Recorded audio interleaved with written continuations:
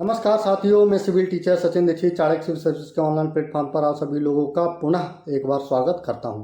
साथियों, कल हमने पाषाण काल के 3 भागों के बारे में बताया था, जो कि थे पुरा पाषाण काल, मध्य पाषाण काल और नव पाषाण काल। चूंकि पुरा पाषाण काल एक बहुत बड़ा समय कवर करता है, इसलिए पुरा पाषाण काल को पुनः 3 भागों में बांट करके पढ़ा जाता है अपनी अध्ययन की सुविधा हेतु, जो कि है निम्न पुरा पाषाण काल, मध्य पुरा पाषाण काल और उच्च पुरा पाषाण काल के। तो आइए साथियों, पहले हम निम्न पुरा पाषाण काल को समझने का प्रयास करेंगे। साथियों, निम्न पुरा पाषाण काल का जो मानव था वो पूरी तरह से बर्बर और असभ्य था। वो शिकार करके अपना जीवन यापन करता था और खाद्य संग्राहक था। इस काल का मानव शिकार करने के लिए खंडक उपकरणों का प्रयोग करता था। अब खंडक उपकरण क्या थे? खंडक का मतलब होता है साथियों, जैसे कि कोई पत्थर का एक खंड पड़ा हुआ है, उसे उठा करके किसी जानवर के ऊपर फेंका और वो पत्थर जाकर के किसी पहाड़ी से या किसी दूसरी चट्टान से टकरा करके खंड खंड में विभक्त हो जाता था। उससे विभिन्न प्रकार की आकृतियां बन जाती थी, जिनका उपयोग वो हथियार के रूप में करता था। इस समय का मानव, उसी को कहा जाता है खंडक उपकरण। इस समय के निर्मित जो खंडक उपकरण हैं, जिनमें प्रमुख थे chopper chopping, hand axe, cleaver और पेबुल। अब साथियों, प्रश्न यह उठता है कि इस समय जो उपकरण हैं वो किन पत्थर से निर्मित किए जाते थे, किन पत्थरों से बनाए जाते थे या किन पत्थरों के बने होते थे। तो इस समय के जो उपकरण थे वो मुख्यतः क्वार्टजाइट पत्थर से निर्मित हुआ करते थे। क्वार्टजाइट पत्थर से निर्मित हुआ करते थे।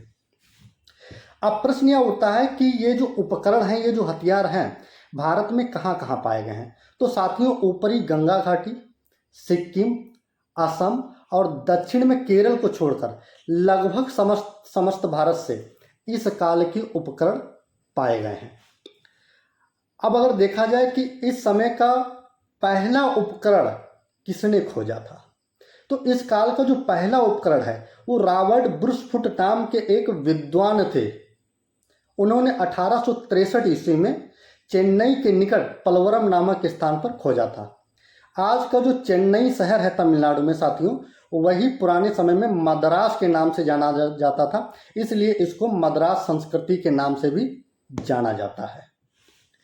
अब यहाँ से जो उपकरण प्राप्त किया था रॉबर्ट ब्रूसफुट ने, उसको नाम दिया गया हैंड एक्स।